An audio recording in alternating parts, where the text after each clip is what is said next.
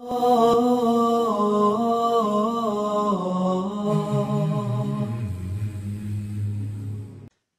الله الرحمن الرحيم. السلام عليكم ورحمة الله وبركاته.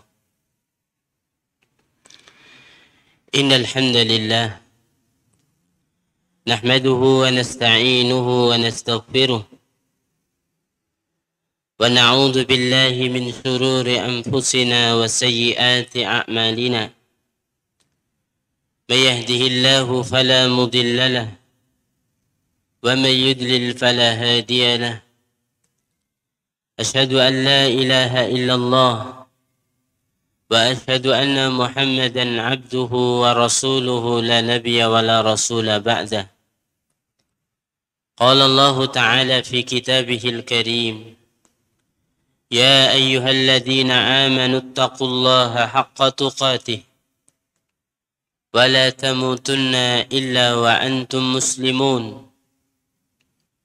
وقال تعالى: يا أيها الذين آمنوا اتقوا الله وقولوا قولا سديدا يصلح لكم أعمالكم ويغفر لكم ذنوبكم ومن يطع الله ورسوله فقد فاز فوزا عظيما. أما بعد فإن أصدق الحديث كتاب الله وخير الهدي هدي محمد صلى الله عليه وسلم وشر الأمور محدثاتها وكل محدثة بدعة وكل بدعة ضلالة وكل ضلالة في النار.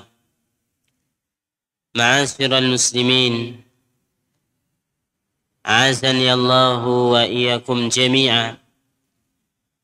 Alhamdulillah, kita bersyukur kepada Allah Subhanahu wa Ta'ala atas segala limpahan nikmat karunia yang Allah Subhanahu wa Ta'ala berikan kepada kita, sehingga alhamdulillah pada kesempatan sore hari ini kita masih diberikan kekuatan oleh Allah untuk bisa melangkahkan kaki kita li ajli talabil ilm, dalam rangka untuk mencari ilmu, menuntut ilmu, yang ini pahalanya sangat besar sekali di sisi Allah Subhanahu wa Ta'ala. Man salaka tariqan yaltamisu fihi ilman sahalallahu lahu bihi tariqan ilal jannah.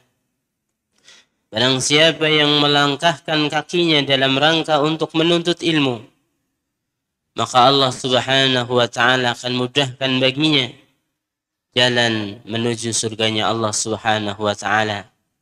Mudah-mudahan kita yang hadir pada sore hari ini dan yang kita pelajari pada sore hari ini adalah kitabullah, kalamullah. Kata Nabi sallallahu alaihi wasallam, khairukum man ta'allama al-Qur'ana wa 'allamah. Sebaik-baik kalian adalah orang yang belajar Al-Quran wa 'allamah, dan mengajarkan Al-Quran. Maka kebaikan ini, yaitu belajar Al-Quran dan mengajarkan Al-Quran, ini adalah termasuk hal yang mulia di sisi Allah Subhanahu wa Ta'ala. Bahkan kata Nabi sallallahu alaihi wasallam, khairukum, menjadi sebaik-baik kalian adalah orang yang mau belajar Al-Quran, kemudian setelah dia mengetahuinya, dia ajarkan kembali kepada orang lain. Maka ini salah satu daripada kebaikan. Para jemaah sekalian yang mudah-mudahan dimuliakan oleh Allah Subhanahu wa Ta'ala, kita lanjutkan kembali pembahasan kita tentang tafsir juz amma di dalam tafsir muyassar. Kita masih di pembahasan surat Ad-Duha. Yang kemarin, pada pertemuan sebelumnya kita telah membahas tentang ayat yang ketiga dan juga ayat yang keempat, yaitu firman Allah Subhanahu wa Ta'ala, ma wadda'aka rabbuka wa ma qala walal akhiratu khairul laka minal ula. Maka dalam ayat yang ketiga, Allah Subhanahu wa taala berfirman, "Ma wadda'aka rabbuka wa ma qala." Tuhanmu tidak meninggalkan engkau Muhammad dan tidak pula membencimu. Jadi kemarin sudah dijelaskan bahwasanya tidak mungkin Allah Subhanahu wa taala meninggalkan nabinya sallallahu alaihi wasallam. Tapi Allah Subhanahu wa taala ini sampaikan daripada ayatnya, "Ma wadda'aka rabbuka wa ma qala." Ini untuk menghibur, untuk menyangkal orang-orang yang tidak suka kepada Nabi sallallahu alaihi wasallam. Di antaranya adalah Ummu Jamil, istri dari Abu Lahab, yang ketika beberapa saat Nabi sallallahu alaihi wasallam tidak bangun malam untuk melaksanakan sholat. Kemudian dikatakan bahwasannya syaitanmu telah meninggalkanmu, telah membencimu. Kemudian disanggah dengan firman Allah Subhanahu wa taala surat Duha ayat 3, "Ma wadda'aka rabbuka wa ma qala." Dan ini termasuk nikmat dari Allah Subhanahu wa taala. Akan tetapi Allah Subhanahu wa taala mengingatkan bahwasanya nikmat-nikmat tersebut ada nikmat yang lebih besar lagi. Allah Subhanahu wa taala sebutkan, "Walal akhiratu khairul laka minal ula." Dan sungguh yang kemudian itu lebih baik bagimu daripada yang permulaan. Maksudnya adalah bahwasanya yang kemudian ini adalah kehidupan akhirat. Itu lebih baik, jauh lebih baik bagimu, wahai Muhammad, minal ula, daripada yang permulaan. Maksudnya adalah dunia. Nah, kemarin kita telah jelaskan bagaimana Nabi sallallahu alaihi wasallam memperlakukan dunia. Bahwasanya kehidupan Nabi sallallahu alaihi wasallam adalah kehidupan yang sederhana. Sampai tidurnya aja menggunakan tikar. Sehingga ketika Nabi sallallahu alaihi wasallam terbangun dari tidurnya, nampak bekas-bekas tikar. Kalau Nabi sallallahu alaihi wasallam tidurnya miring, maka pada pipi beliau terdapat bekas-bekas tikar. Ini kezuhudan daripada beliau sallallahu alaihi wasallam. Bahwasanya Nabi sallallahu alaihi wasallam tidak memprioritaskan dunia. Tetapi Nabi sallallahu alaihi wasallam lebih mementingkan akhirat.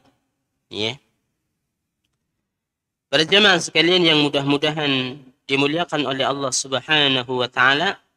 Kemudian pada sore hari ini insyaallah kita akan bahas 2 ayat dari surat Duha, yaitu firman Allah Subhanahu wa taala, "Wala sawfa yu'tika rabbuka fatarda. Alam yajidka yatiman fa'awa." Maka firman Allah Subhanahu wa taala pada surah Duha ayat 5 dan ayat 6, Allah Subhanahu wa taala berfirman, "Dan sungguh kelak Tuhanmu pasti memberikan karunia-Nya kepadamu sehingga engkau menjadi puas, engkau menjadi ridho." Ini Allah Subhanahu wa taala jelaskan, "Walal akhiratu khairul laka minal ula." Dan sesungguhnya akhirat, kehidupan akhirat itu lebih baik bagimu daripada dunia. Maka Allah Subhanahu wa taala dalam surat Ad-Duha ayat 4 ini masih global.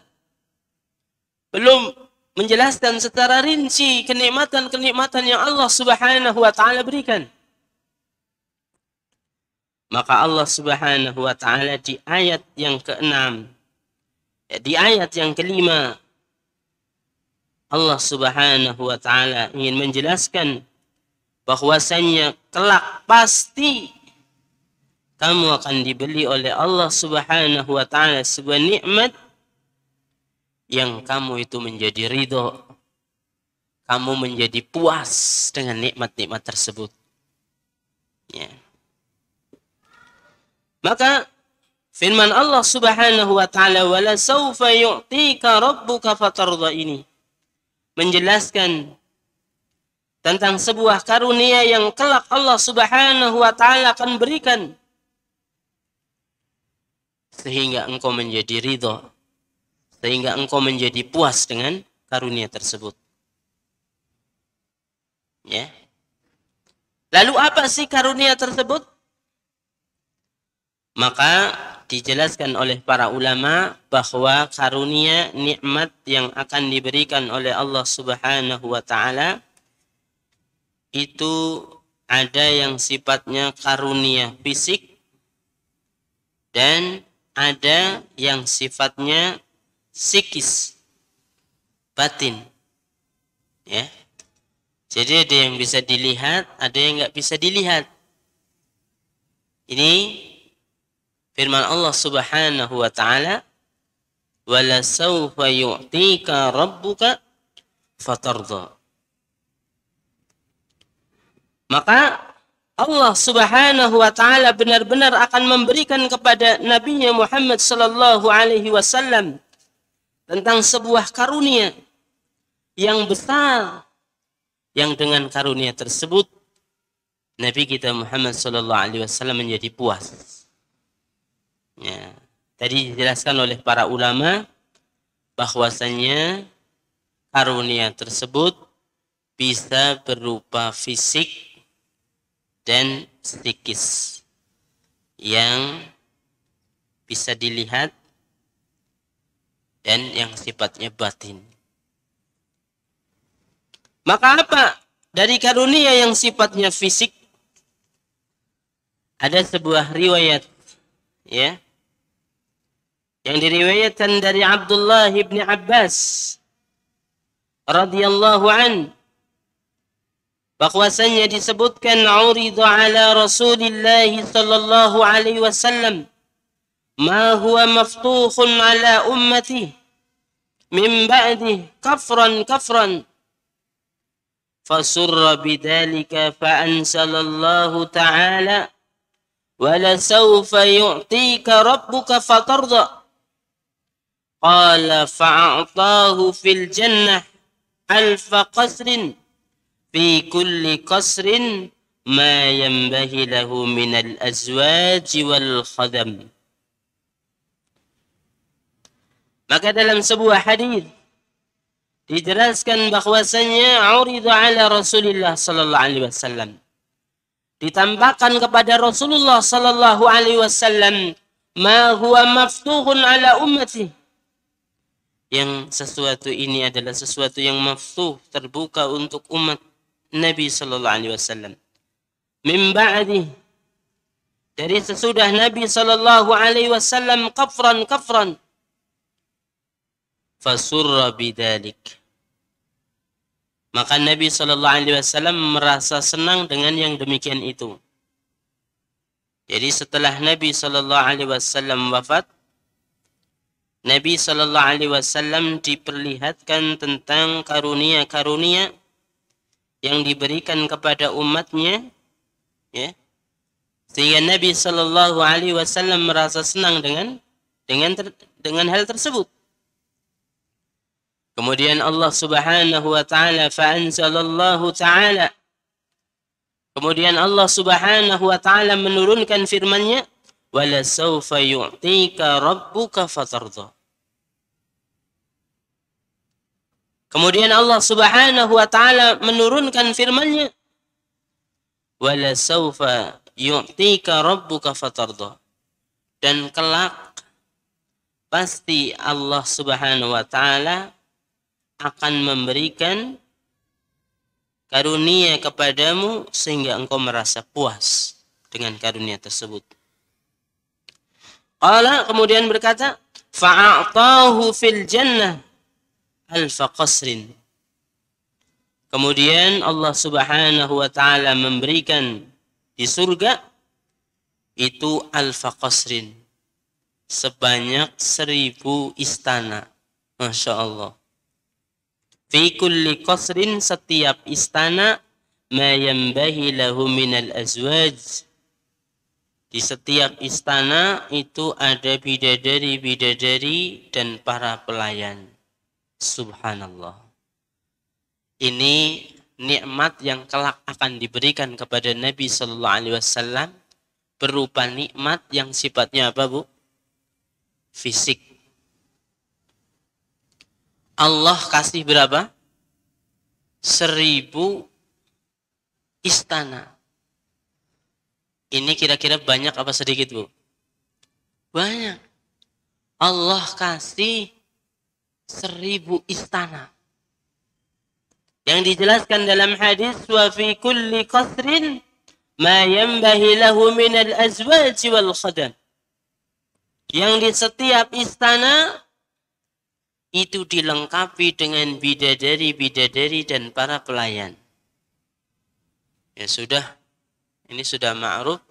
Ya, di situ ada istana, ada perlengkapan-perlengkapannya lengkap, bidadarinya sudah ada, pelayannya sudah ada. Pokoknya mewah, ya. Mewah. Ini di antara hadis yang menjelaskan kepada kita, ya, bahwa Nabi Shallallahu Alaihi Wasallam salah satu karunia yang Allah berikan besok di akhirat yang sifatnya fisik, ini Allah nanti akan berikan apa? Akan berikan 1000 istana. Yang di setiap istana itu dilengkapi bidadari-bidadari dan para pelayan. Nah, kita bagaimana, Ustaz? Dapat apa enggak? Insya Allah dapat. Tapi ada syarat-syaratnya. Tidak sembarangan. Ya.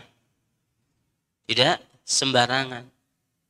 Mereka yang bersungguh-sungguh di dalam menjalankan agama Allah Subhanahu wa taala, menjaga perintah-perintah Allah, menjauhi larangan-larangan Allah dan Rasulnya sallallahu alaihi wasallam, insyaallah akan mendapatkan.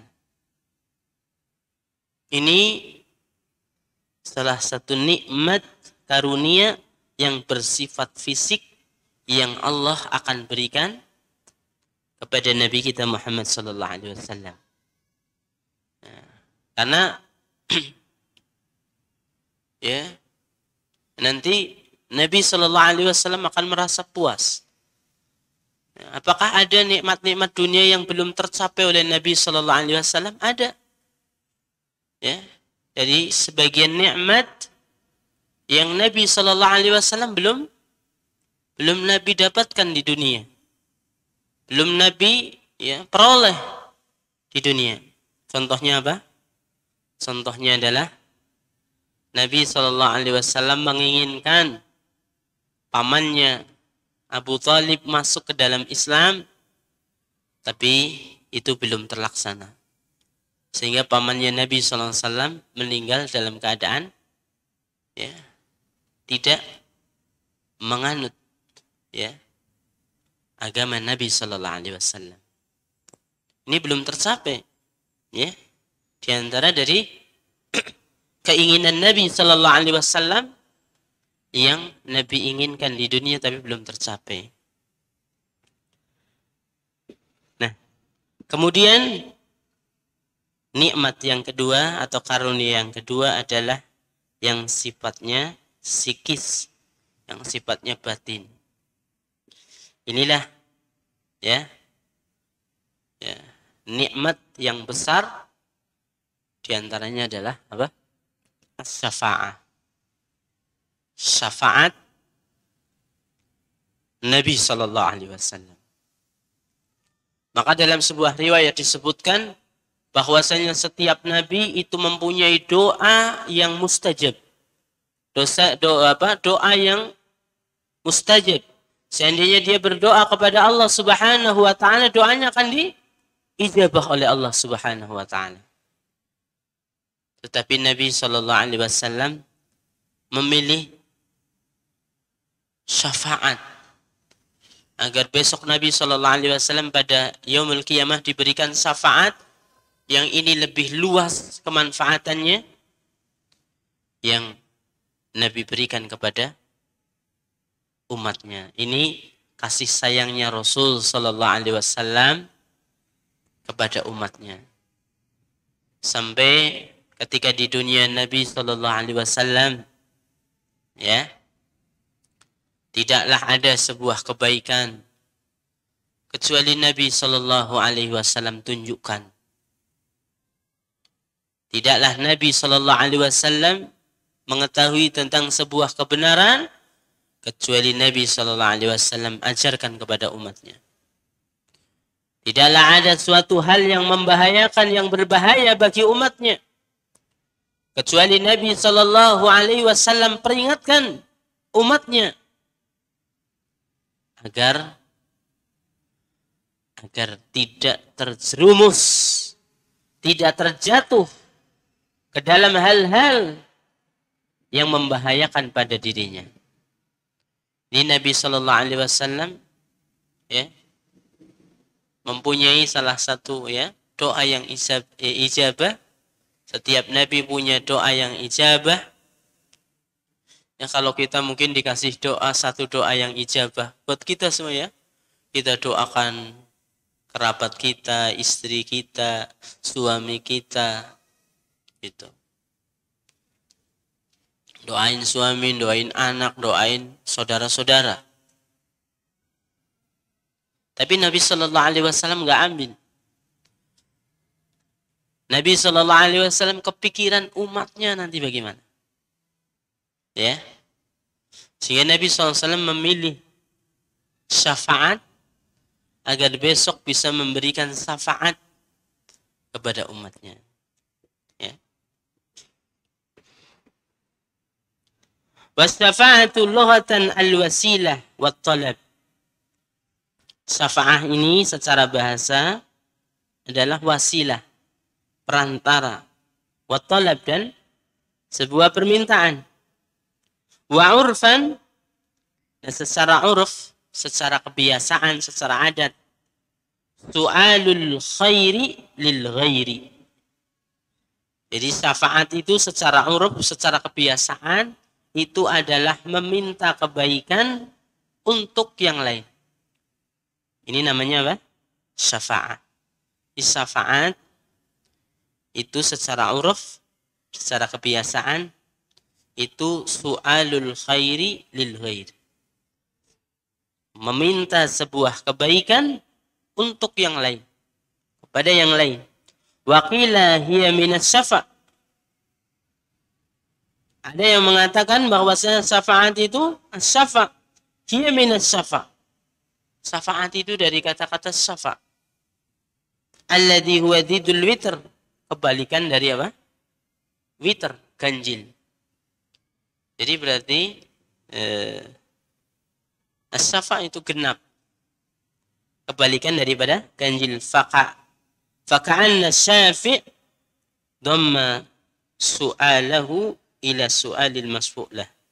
Seolah-olah as-syafi', orang yang memberi syafaat ini, mengumpulkan permintaannya kepada orang yang akan diberi syafaat. Wasyafa'ah haqqun. Masalah syafaat ini adalah sesuatu yang hak, sesuatu yang benar. Idza tahaqqaqat syurutuha. Tapi kalau syarat-syaratnya terpenuhi. Apa syarat-syaratnya? Wa hiya an takuna bi idnillahi ta'ala. Syafaat itu syaratnya yang pertama itu mendapatkan izin dari Allah Subhanahu wa ta'ala. Ya. Yang kedua, waridahu anil masfu'lah. Yang kedua, mendapatkan ridho dari Allah terhadap orang-orang yang dikasih syafaat kepadanya. Oleh karena itu Allah Subhanahu wa ta'ala berfirman, Di dalam Al-Quran surat An-Najm ayat 26, wa kam mim malakin fis samawati la tuhni syafa'atuhum syai'a illa min ba'di ayya'danallahu liman yasha'u wa yardha.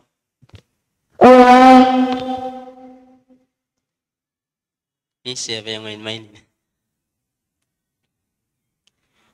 Wakam dan alangkah banyak, begitu banyak, min malakin fis samawat, dari malaikat-malaikat di langit, la tuhni syafa'atuhum syai'a. Ya. Mereka tidak bisa memberikan syafaat mereka syai'an, sedikit pun.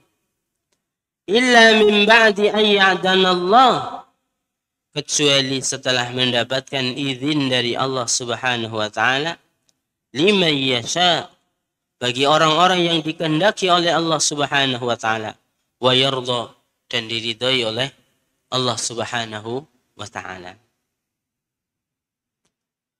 Maka wa fi hadhihi al-ayah al-karimah, maka dalam ayat yang mulia ini, anna syafa'ata la tanfa' illa bi syartaini.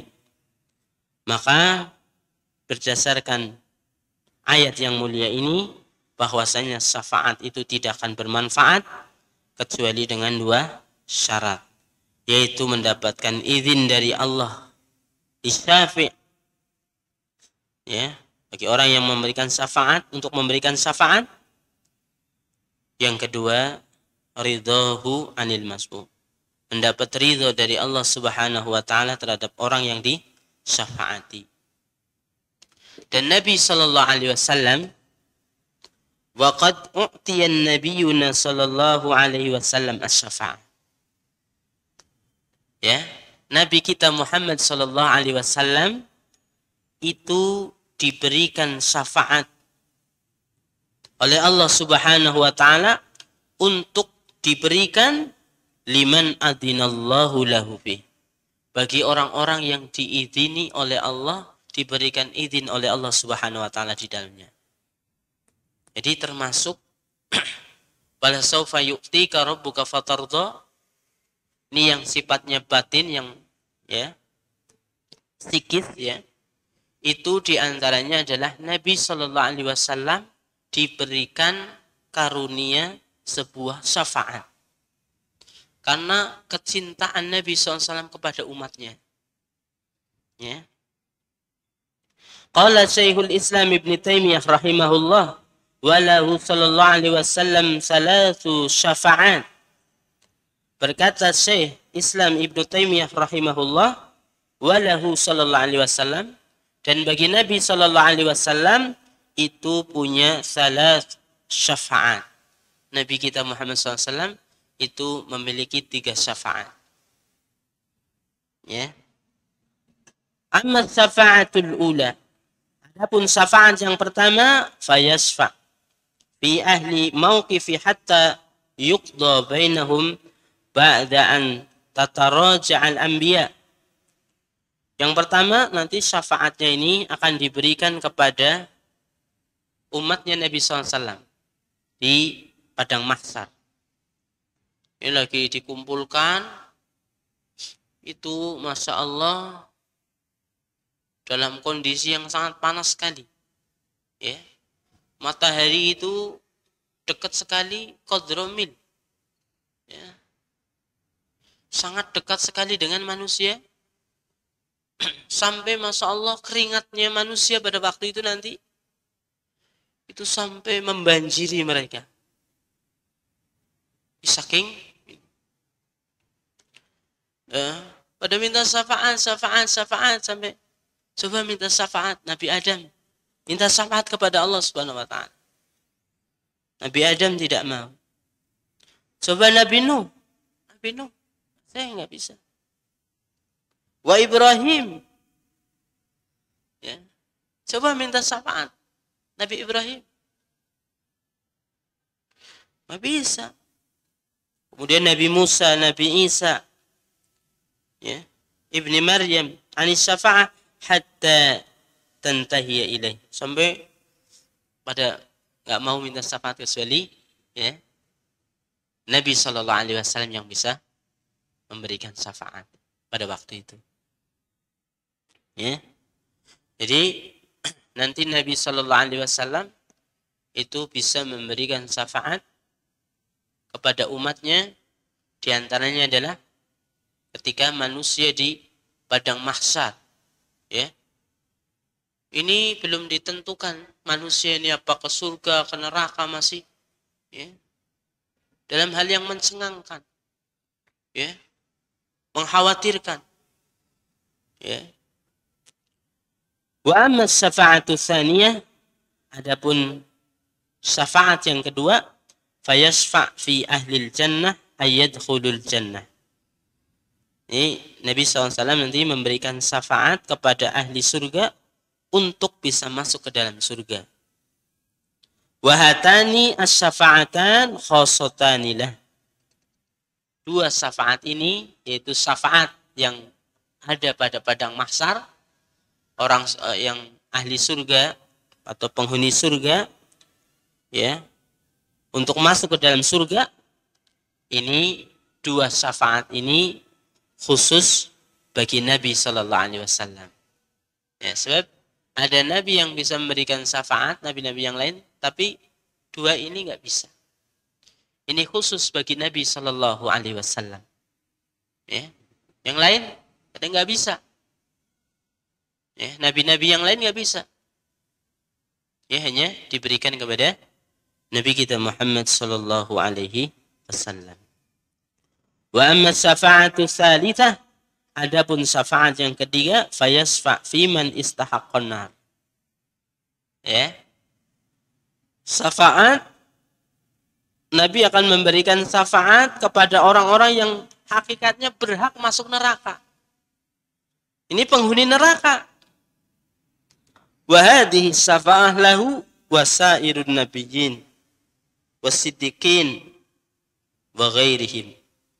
Tapi syafaat ini bagi Nabi Sallallahu Alaihi Wasallam dan juga pada seluruh nabi-nabi dan para siddiqin dan selain mereka.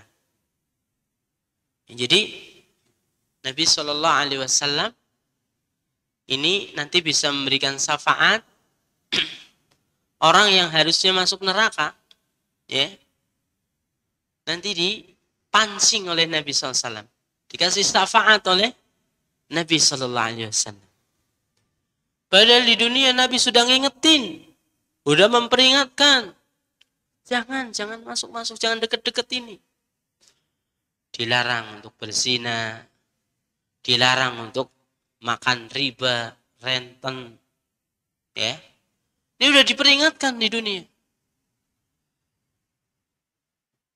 Gak taat kepada Nabi Sallallahu Alaihi Wasallam sehingga masuk ke dalam neraka. Tapi sudah masuk neraka sama Nabi SAW bukan dibiarkan begitu saja. Ini rahmatnya Nabi SAW, kasih sayangnya Nabi SAW kepada umatnya. Coba kalau kita, ya, ada orang kita bilangin, kita dakwain, jangan deket-deket di situ, bahaya. Nanti bahaya kamu masuk ke situ. Masuk api nanti. Dia ngeyel. Ya. Ngeyel, akhirnya betul-betul orang tersebut masuk ke dalam api tersebut. Kira-kira kita gimana? Rasain lo ini, ya. Dibilangin nggak ini, ya. Diperingatin, kamu nggak mau. Sekarang masuk. Tapi Nabi Sallallahu Alaihi Wasallam tidak. Begitu cintanya kepada umatnya, Nabi Sallallahu Alaihi Wasallam memberikan syafaat kepada orang-orang yang harusnya masuk ke dalam neraka.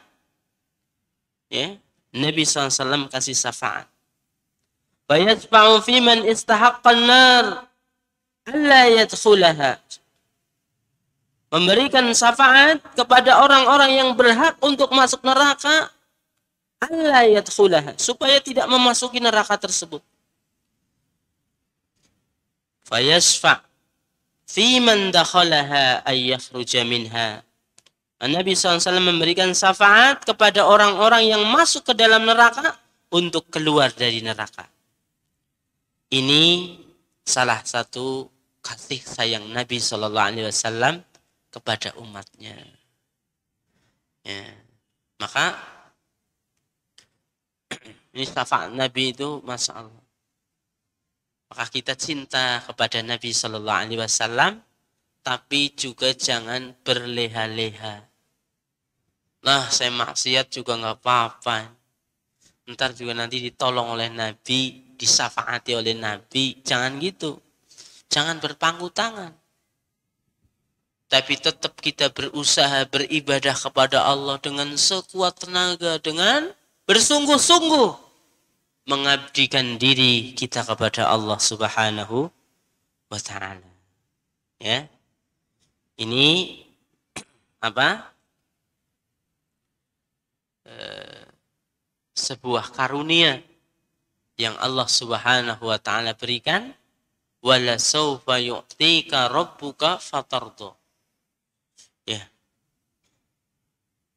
Kelak ya, nanti Allah Subhanahu wa Ta'ala Rabbmu akan memberikan kepadamu sebuah karunia yang dengan karunia tersebut engkau merasa puas.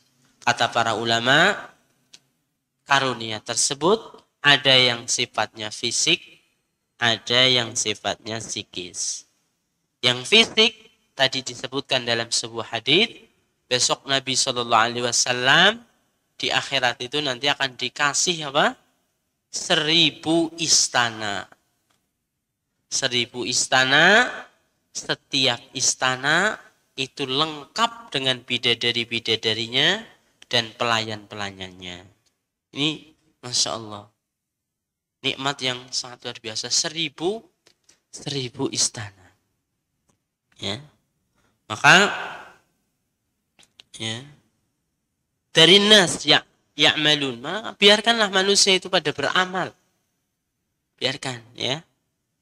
Maka kita juga berdoa kepada Allah Subhanahu wa Ta'ala, kalau minta masalah akhirat itu jangan tanggung-tanggung.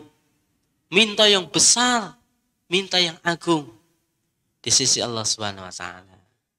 Ini hari Jumat di akhir-akhir ya, ba'da asar sampai ghurubis syams. Kata para ulama ini doa yang ijabah, di antara minta tentang akhirat. Jangan mintanya tentang dunia saja. Ya. Minta surga juga surga yang paling tinggi. Surga Firdaus. Maka disebutkan dalam sebuah hadis, An Ubadah ibn Samit fil jannah mi'atu darajah. Di surga itu nanti akan ada 100 derajat. Ma baina kulli darajatain kama baina as-sama'i wal ard. Antara ya 2 derajat, antara 2 derajat, ma baina kulli darajatain, pada setiap 2 derajat ya. Derajat satu dengan derajat berikutnya, kama bainas sama'i wal ard, seperti jaraknya antara langit dengan bumi. Wal firdaus a'laha. Kata Nabi Shallallahu Alaihi Wasallam, surga Firdaus itu adalah surga yang paling tinggi derajatnya. Wa minha tufajjirul anharal jannah al-arba'ah. Dari surga Firdaus tersebut terpancar sungai-sungai surga sebanyak 4 sungai. Wa min fawqiha yakunul ars. Di atasnya ada ars. Fa idza sa'altumullaha fasaluhul firdaus. Maka ketika engkau meminta kepada Allah Subhanahu wa Ta'ala surga, mintalah surga Firdaus. Jadi kalau masalah akhirat, ini minta yang tinggi. Minta yang paling tinggi. Di antaranya adalah, kata Nabi SAW, a'laha darajah minha. Wal firdaus a'laha. Ya. Surga Firdaus itu surga yang paling tinggi. Ya. Maka ketika engkau minta, kata Nabi SAW, meminta kepada Allah Subhanahu wa Ta'ala, mintalah surga Firdaus. Ya. Kemudian yang kedua tadi, nikmatnya, ya, karunia yang Allah Subhanahu wa taala berikan itu berupa apa? Syafaat. Nabi SAW bisa memberikan syafaat, ya, kepada, ya, umat-umatnya. Bahkan yang tadi dijelaskan, orang yang tadinya masuk neraka dikasih syafaat oleh apa? Oleh Nabi Sallallahu Alaihi Wasallam. Syaratnya tadi ada berapa? Ada 2, ya, ada 2. Apa? Mendapatkan izin dari Allah Subhanahu Wa Taala, ya, mendapat ridho. Yang kedua, mendapat ridho dari Allah Subhanahu Wa Taala al-masfufi bi ayyakun min ahli tauhid. Maka masya Allah, kita harus pegang terus nih tauhid, pegang teguh tentang akidah yang benar sampai kita diwafatkan oleh Allah Subhanahu wa taala. Sebab apa? Sebab orang-orang yang diridai oleh Allah, ya, anil masfufi, itu diantaranya adalah bi ayyakuna min ahli tauhid, ya. Kita kalau masalah akidahnya benar, tauhidnya bagus, sampai di bawah mati, masya Allah, nikmatun adimah, nikmat yang besar yang diberikan oleh Allah Subhanahu wa taala. Kenapa? Li'annal musyrik la tanfa'uhu syafa'ah. Karena seorang yang musyrik mensekutukan Allah Subhanahu wa taala tidak bermanfaat syafaat untuknya. Kama qala ta'ala, fama tanfa'uhum syafa'atus syafi'in. Maka tidak bermanfaat bagi mereka syafaatnya orang-orang yang memberikan syafaat. Maka ahli tauhid, orang-orang yang berpegang kepada akidah sahihah, akidah salimah, ya, ini insya Allah orang-orang yang termasuk diridhoi oleh Allah Subhanahu wa taala. Ya. Seandainya masuk ke dalam neraka, ya, naudzubillah wal iyadzubillah, kita selalu meminta agar dimasukkan oleh Allah Subhanahu wa taala ke surga. Ini bisa mendapatkan syafaat Nabi sallallahu alaihi wasallam, ya.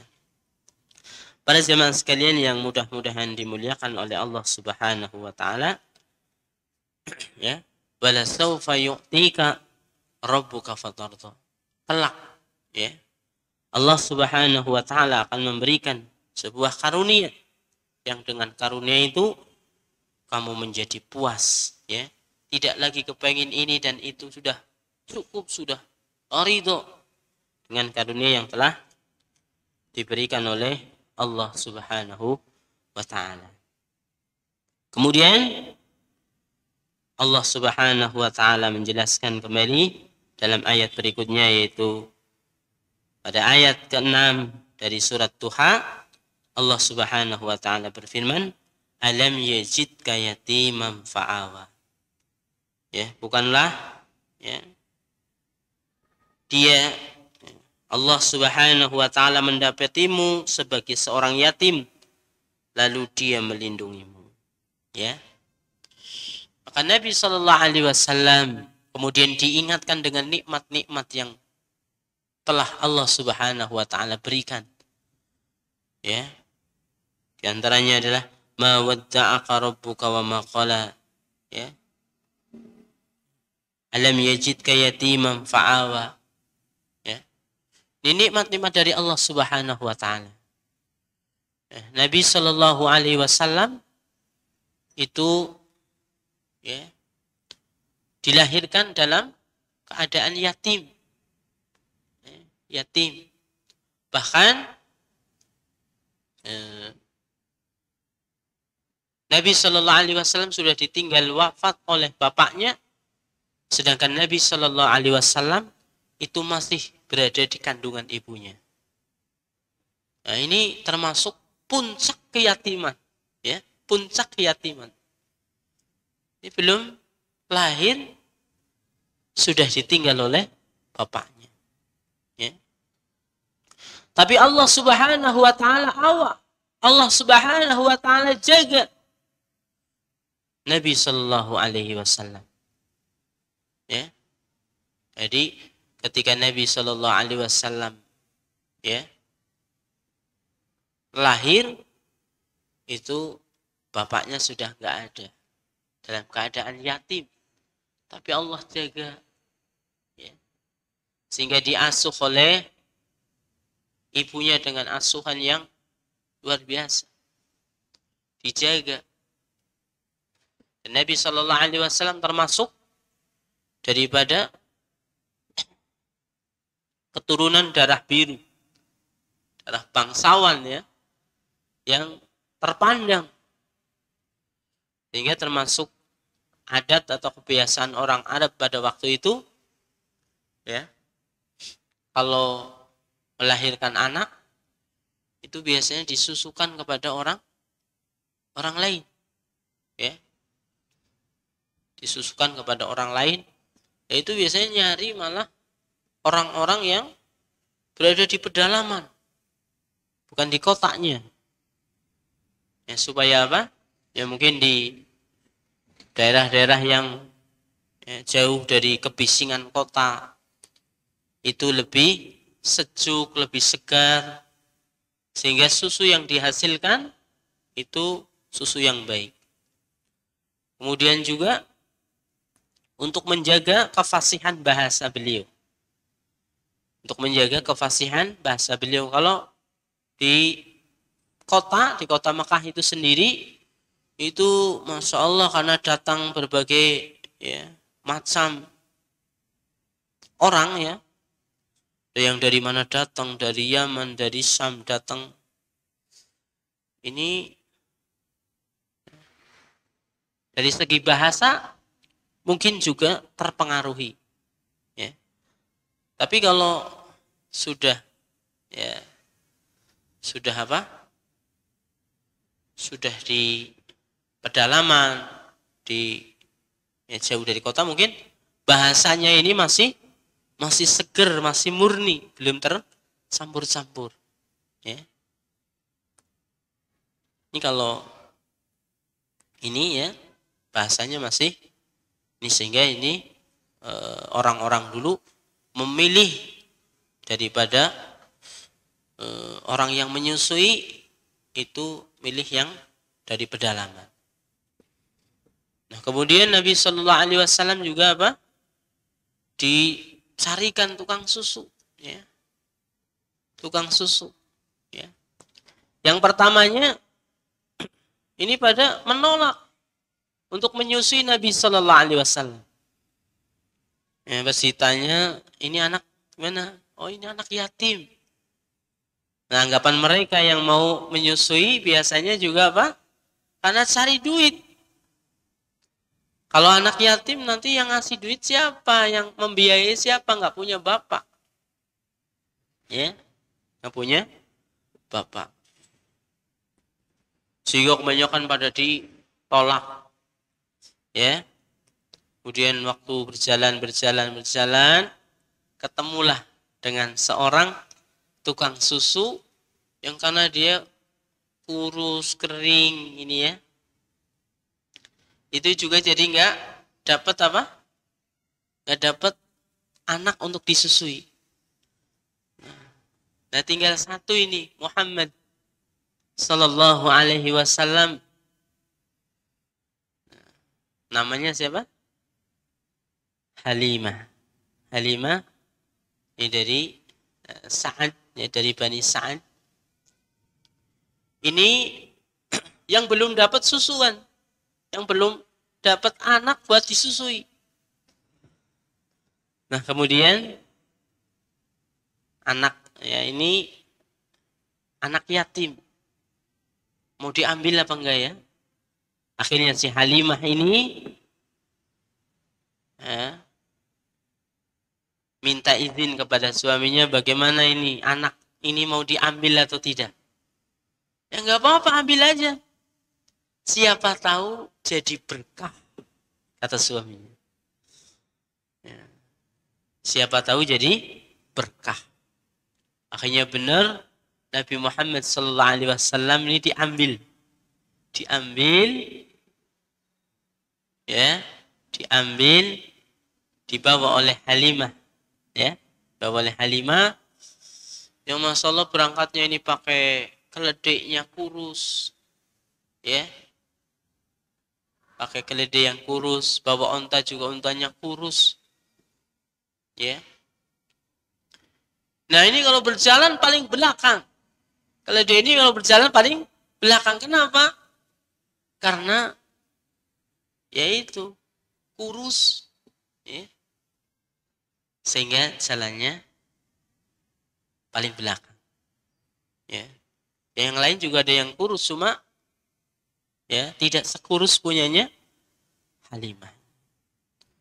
Tapi setelah membawa Nabi Shallallahu Alaihi Wasallam, keberkahan sudah mulai muncul sejak di perjalanan membawa Nabi Shallallahu Alaihi Wasallam. Ya, keledai yang tadinya kurus, krempeng, ya, ini tiba-tiba Masya Allah dia berjalan kencang sampai dia di barisan terdepan, ya, di barisan terdepan. Kambing-kambingnya juga Masya Allah setelah ada Nabi, setelah ya membawa Nabi Sallallahu Alaihi Wasallam, Masya Allah susunya isi dan mengeluarkan susu yang banyak sehingga diperah diminum oleh suaminya, oleh Halimah, oleh anak-anaknya sampai kenyang semuanya. Ya. Ini keberkahan sudah mulai terlihat sejak perjalanan membawa Nabi Sallallahu Alaihi Wasallam. Ya. Sampai kambing-kambingnya pada gemuk, padahal pada waktu itu musim paceklik, musim susah ekonomi. Kemudian kambingnya mulai gemuk-gemuk. Malah para tetangga pada terheran-heran, mengapa kambing Halimah ini jadi gemuk-gemuk sekarang? Saya akan mengikutkan kambing saya kepada kemana arah kambing-kambing Halimah itu pergi.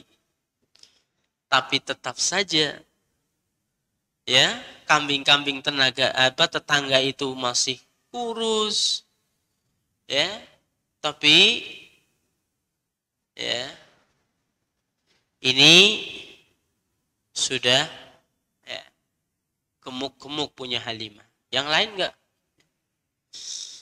Nah, sampai berlanjut sampai umur Nabi SAW 2 tahun. Ya, umur Nabi SAW 2 tahun. Ya. Nah 2 tahun ini dengan berat hati Halimah, aduh gimana ini ya, lagi senang keberkahan Allah muncul di tengah-tengah keluarga kita. Tapi ini sudah 2 tahun nih harus dikembalikan Muhammad. Akhirnya minta dengan ya merintih supaya Nabi SAW tetap tinggal bersama keluarganya. Hanya dibawa ketemu sama ibunya Aminah agar Nabi SAW tetap berada di pangkuan Halimatus Sa'diyah. Yang sebenarnya ibunya juga sudah merindukan anak sematawayang. Karena Nabi SAW itu anak sematawayang dari perkawinannya Abdullah dengan Aminah. Ya, jadi mungkin ada anak-anak yang tanya, kakaknya Nabi siapa, adiknya siapa? Ya. Nabi SAW tidak mempunyai kakak, tidak mempunyai adik, anak semata wayang. Ya, anak semata wayang. Hasil perkawinan antara Abdullah dengan Amin. Ya. Nah, akhirnya diizinkanlah untuk tetap diasuh di bawah pengasuhan Halimah, keluarga Halimah. Nah, sampai 4 tahun, ya, 4 tahun, pas waktu itu Nabi SAW sedang mengembala kambing. Ya, ini 4 tahun, ini sudah mengembala kambing. Coba kalau sekarang anak-anak sekarang suruh menggembala kambing bagaimana? Palingnya HP-an saja. Ya, 4 tahun ini Nabi SAW sudah. Nah, maka seorang anak juga harus dilatih tentang kemandirian. Ya, dilatih tentang kemandirian. Tiba-tiba Nabi SAW ketika itu terjadi sebuah kejadian yang aneh. Dan itu disaksikan langsung oleh anak-anaknya Halimah. Nabi SAW dibelah dadanya, dicuci. Ya. Terus anaknya pulang lapor kepada ibunya karena khawatir. Ya, melaporkan bahwasanya Muhammad ini seperti ini di sana. Mengerikan sekali. Saya melihat sendiri. Maka pas waktu pulang, diperiksa sama Halimah dadanya. Oh, enggak kenapa-napa. Ya. Akhirnya timbul kekhawatiran. Ya. Daripada keluarga Halimah, kalau begini kita kembalikan saja kepada ibunya. Saya khawatir nanti terjadi apa-apa pada anak ini. Nah, tiba dengan berat hati, ya, sowan kepada ibunya bahwasanya ini mau dikembalikan. Nah, ibunya Aminah, ibu Nabi SAW yang bernama Aminah ini juga kaget. Loh, gimana? Nggak ada angin, nggak ada hujan. Tiba-tiba dikembalikan gimana? Dulu kamu minta-minta, sekarang dikembalikan. Maka dengan terpaksa Halimah ini menceritakan kejadian ya yang mengkhawatirkan pada diri Nabi. Nah, tapi Aminah ibunya itu enggak kaget. Enggak ya, takjub. Kenapa? Karena sejak dari kelahiran sejak dalam kandungan itu sudah terjadi hal-hal yang ini Nabi itu biasa saja. Nah, akhirnya umur 4 tahun kembali ke pangkuan ibunda Nabi kita Muhammad Sallallahu Alaihi Wasallam. Nah, karena waktunya sudah habis, ya. Ini kalau cerita ini seneng apa ngantuk, Bu? Kalau dongeng biasanya juga ngantuk ya. Lagi diceritain. Tapi ini ceritanya cerita Nabi, ya, cerita Nabi SAW. Ya, kata Allah Subhanahu Wa Taala, alam yajidka yatiman fa'awa. Bukanlah Allah Subhanahu Wa Taala mendapati engkau dalam keadaan yatim. Yatim itu man mata waliduhu qoblal buluh. Jadi ini juga jangan salah. Yatim itu adalah apa? Yang ditinggal oleh bapaknya sebelum dia balik.